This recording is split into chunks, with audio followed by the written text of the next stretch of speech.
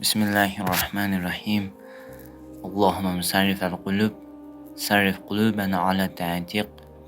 Ya muqallibel kulub, sebbit kalbe ala dink. Esselamu aleyküm ve rahmetullah ve berekatuhu. Elde olunan nimetlere göre Allah Subhanahu ve Taala'ya şükretmek. Ey nimet verilen kes, Allah'tan istediği nimetleri elde ettikten sonra günlerle, aylarla, illerle Rabbine şükret. Bismillahirrahmanirrahim. Hamdolsun alemlerin Rabbi olan Allah Subhanahu ve Taala'ya, Allah'ın salamı, salavatı olsun Peygamberimiz Muhammed ve onun ailesine ve eshabına. Ey Rabbi tarafından rəhm olunarak nimet verilen kes, Rabbin sana sen istemediğin halda büyük bir nimet olan İslam'ı bəxş etdi, senin dininle izzetlendirdi. O sənə bu yolda çətinliklərlə qarşılaşacağını xəbər verərək bu çətinliklərdən qurtulmağın yollarını bildirdi. Sənə dua etməyi öyrətdi və səni dua etməyə müvəffəq etdi. Daha sonra o sənin duanı qəbul edərək səni sıxıntıdan qurtarıb sənə istədiklərini verdi. Allah Azze ve Celle deyə ayətdə deyir, o sizə istədiyiniz hər şeydən vermişdir. Eğer Allah'ın nimetlerini sayacak olsanız, onları sayıp kurtara bilmezsiniz. Həqiqətən insan çok zalim, çok nankördür. İbrahim suresi 34. ayet. Budur Rabbimizin bizlere sonsuz nimetler əta ettiğinin daha bir dəlili. Bununla belə biz yenə də bu nimetləri dəyərləndirməyərək şükrünü etmirik. Belə etmək isə insanı ona verilen nimetlerden məhrum edə bilər. Demək əldə olunan nimetlərin qorunması və daha da çoxalması üçün şükür etmək gərəkir. Allah Subhanahu wa Taala öz kitabında buyurur, o zaman Rəbbiniz bildirmişdir. Əgər şükür etsəniz, sizə olan nimətimi artıraram. Yox, əgər nankörlük etsəniz, bilin ki, mənim əzabım şiddətlidir. İbrahim suresi 7. ayet. Ey nimət verilən kəs, Allah'tan istediği nimetleri elde ettikten sonra günlerle, aylarla, illerle Rabbine şükret. Çünkü sana nimetleri əta eden ve hikmet sahibi olan Allah Azze ve Celle o nimetleri sana verməyə də bilərdi. Lakin o səni insanların içerisinden seçip istədiklərini sana əta etdi. Şükret. Çünkü o alemlerin Rabbi olan Allah, sən isə aciz, zəif, heç nəyə qadir olmayan bir qulsan. Şükret. Çünkü sen onun sənə vereceği nimetlərə möhtaçsan. Şükür et. Çünkü o istemediği heç kəsi istəyə bilməz.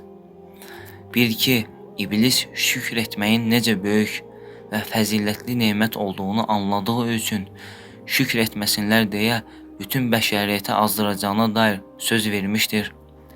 Sonra onların yanına önlərindən və arxalarından, sağlarından və sollarından gələcəyəm və sən onların əksəriyyətini şükür edən görməyəcəksən. Ər-Rəf suresi 17. ayet. Bu şükrün nə dərəcədə mühüm olmasının daha bir dəlilidir. Şükür etmək insanın yaradılış qayəsidir. Allah Azze ve Celle ayədə deyir, Allah sizin analarınızın bətnində heç nə anlamadığınız bir halda çıxartdı. Sizə qulaq, göz, ürək verdi. Bəlkə şükür edəsiniz. Şükür etmək Allah'ın rızasını qazanmaqdır.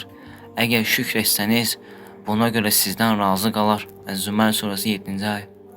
Şükür etmək əzabdan xilas olmağın yoludur.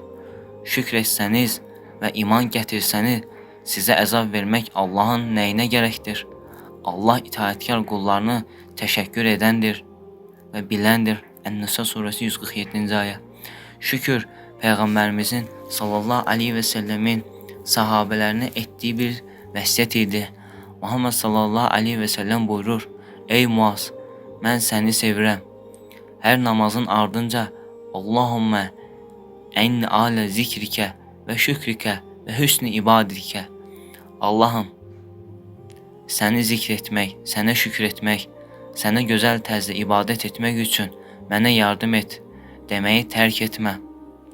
Allah Azze ve Celle qullarını iki sinifə bölmüşdür. Şükür edənlər və nankorluq edənlər. Şübhəsiz ki, biz ona yol göstərdik. Fərqi yoxdur. Ya şükr etsin, ya naşükürlük etsin. Ən-Nisa surəsi 3-cü ayə. Allah Subhanahu wa Taala ayələrdən ancaq şükr edən kəslərin ibrət alacaqlarını vurğulamışdır.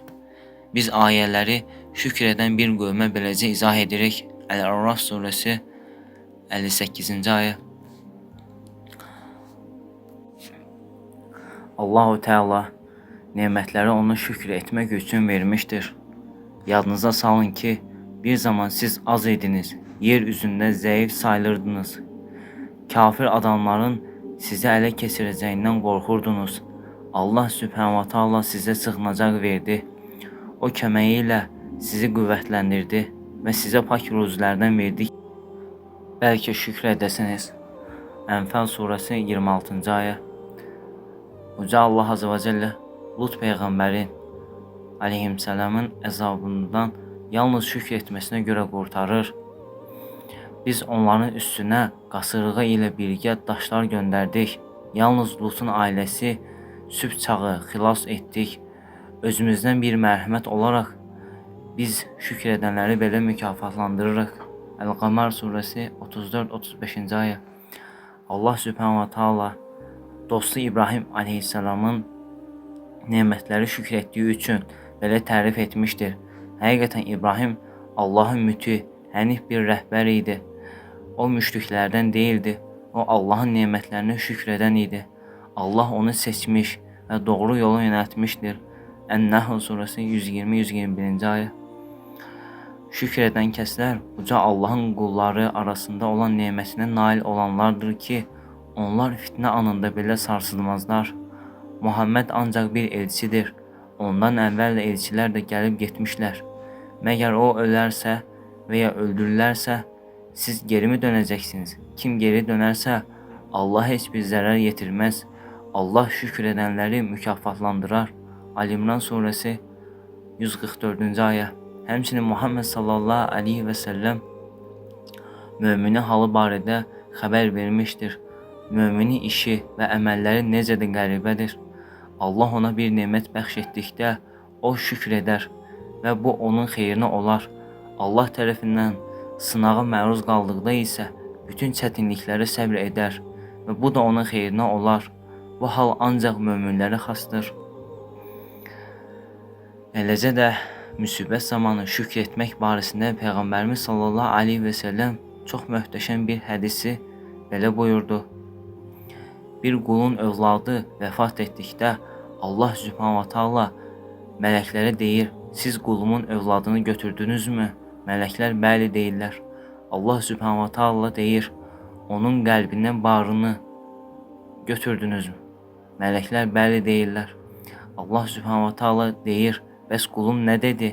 Mələklər deyir, sənə şükür həmd etdi. İnnə illillahi və innə ileyhi racun. Biz Allah'a məxsusuq və ona da qayıdacaq söylədi və Allah Subhanahu wa Taala qulum üçün cənnətdə bir ev tikin və o evi həmd evi adlandırın deyə buyurar. Bilmək lazımdır ki, şükür qəlb, dil və əzalar ilə edilir. Qəlbin şükrü hər bir nemətin Allahu Teala tərəfindən bəxş edilməsini bilmək və etiraf etməkdir. Sizə verilən nemətlərin hamısı Allahdandır.